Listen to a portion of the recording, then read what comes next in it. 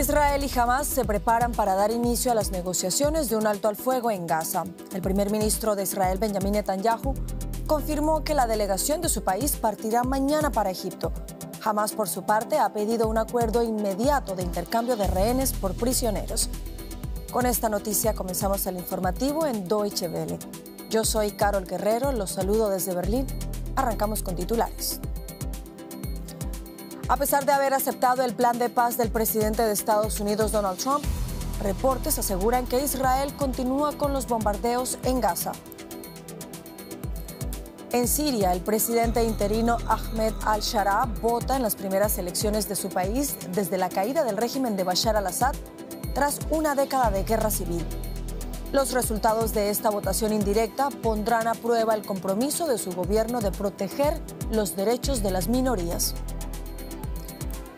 Y en Perú continúan las protestas de jóvenes de la generación Z, que ya se manifiestan por cuarto fin de semana consecutivo.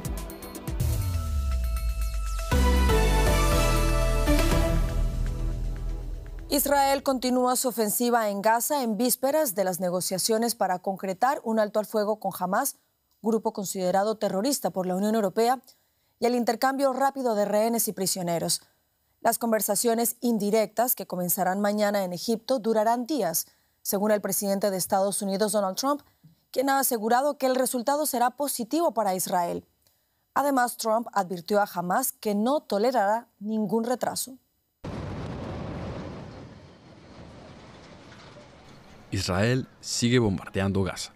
Pese a los llamados del presidente estadounidense Donald Trump a que detenga los ataques, Benjamin Netanyahu dice que no habrá un alto al fuego hasta que estén negociados los términos del acuerdo, para asegurarse de que sean liberados los 48 rehenes que siguen en la franja. Se cree que 20 siguen aún con vida. En una entrevista con Euronews, el primer ministro de Israel dijo que dependerá de Hamás si hay una tregua o no. Aceptamos el acuerdo como todo el mundo. Era el plan del presidente Trump. Hamás dijo que aceptaba el acuerdo. Ahora la responsabilidad recae sobre Hamás. El plan consiste en dos partes. La primera, liberar a todos los rehenes. Israel realiza una retirada táctica, pero permanece en Gaza. La segunda parte consiste en desmilitarizar Gaza y desarmar a Hamás. Eso se negociará. Pero por supuesto, no puedo decirles si Hamás estará de acuerdo. Mientras los negociadores de Israel se preparan para las conversaciones indirectas con Hamás en Egipto, los familiares de los rehenes acampan angustiados frente a la casa de Benjamin Netanyahu en Jerusalén. Piden el regreso de sus allegados, pero no a su gobierno, sino al presidente de Estados Unidos, Donald Trump.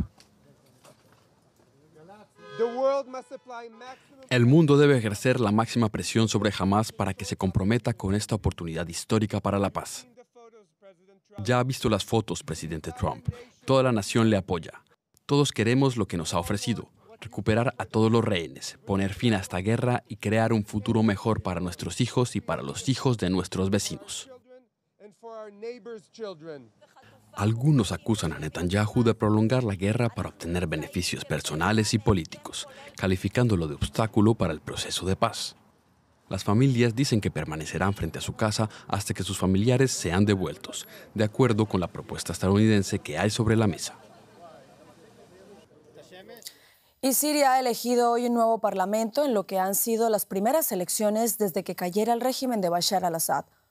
Los comicios fueron convocados por el gobierno interino del país, presidido por Ahmed al-Sharaa, exmiembro de Al-Qaeda.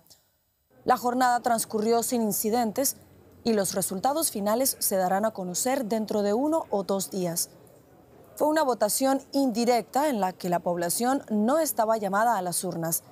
7.000 representantes del Comité Supremo Electoral fueron acreditados para elegir a 2/3 del Parlamento, conocido como Asamblea Popular. El presidente al-Sharaa seleccionará el resto.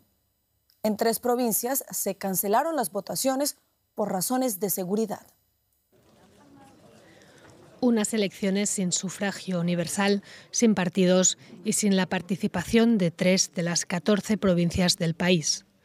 Unas elecciones anómalas para un país que libró una guerra civil durante 13 años, que terminó en diciembre de 2024 con el derrocamiento de Bashar al-Assad y que ahora quiere democratizarse. El gobierno interino del país, liderado por Ahmed al-Shara, convocó los comicios para conformar un parlamento, el primero después de la dictadura al-Assad.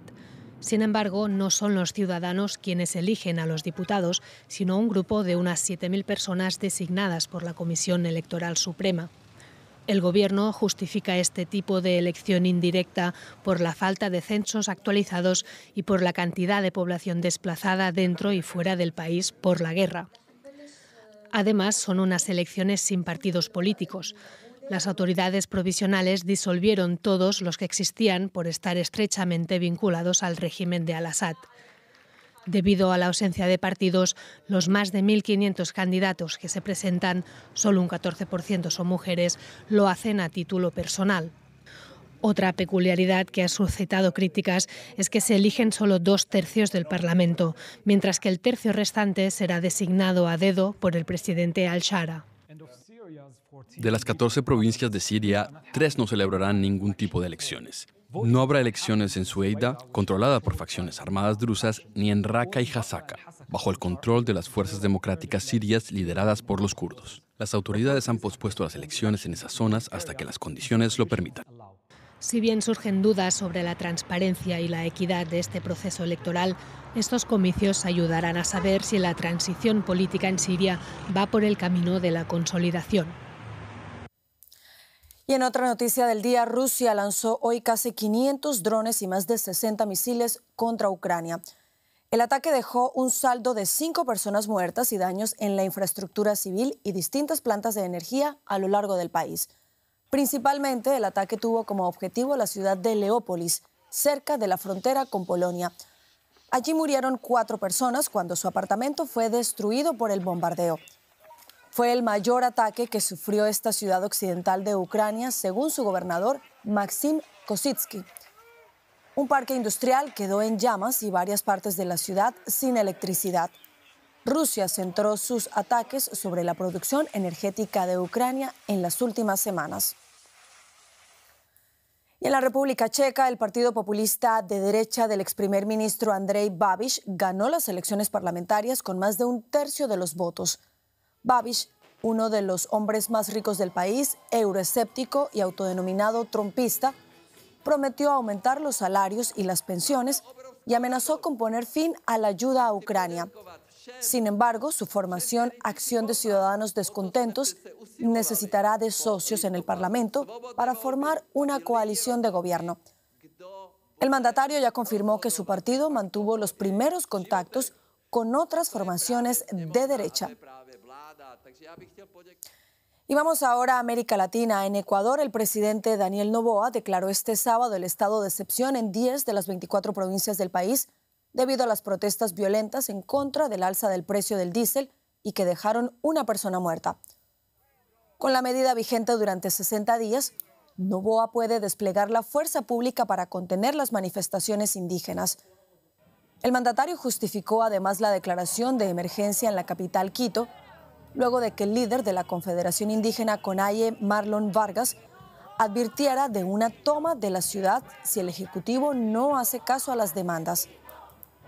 Las protestas, que ya completan 14 días, han dejado más de 80 heridos y un centenar de detenidos. Ampliamos ahora informaciones con el periodista Ramiro Carrillo, a quien saludamos a esta hora en Quito. Ramiro, buenas tardes para ti. ¿Qué pretende el gobierno del presidente Daniel Noboa con esta ampliación del estado de excepción?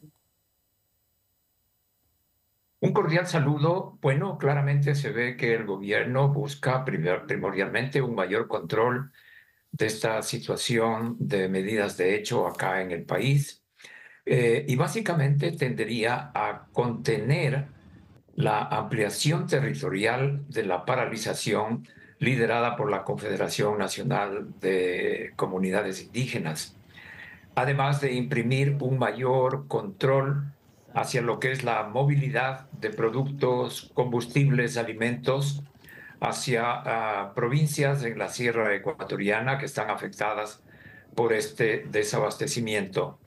Al mismo tiempo, el gobierno buscará alternativas a esta situación aunque el presidente Noboa también ha decidido tener un gobierno móvil fuera de Quito que no implique pues, meter en el conflicto a la capital de los ecuatorianos. Ramiro, ¿cómo está reaccionando la ciudadanía a esta ampliación del estado de excepción? Bueno, con preocupación porque la ciudadanía advierte que puede haber un posible escalamiento de la medida de hecho y que hace falta medidas de control. Tal vez esta respuesta sea bienvenida por la ciudadanía, la ampliación de la situación de excepción en medio país, digámoslo así. Pero, sin embargo, hay una condena por la falta de apertura al diálogo por parte de ambas partes para llegar a un fin pacífico y pronto a esta situación.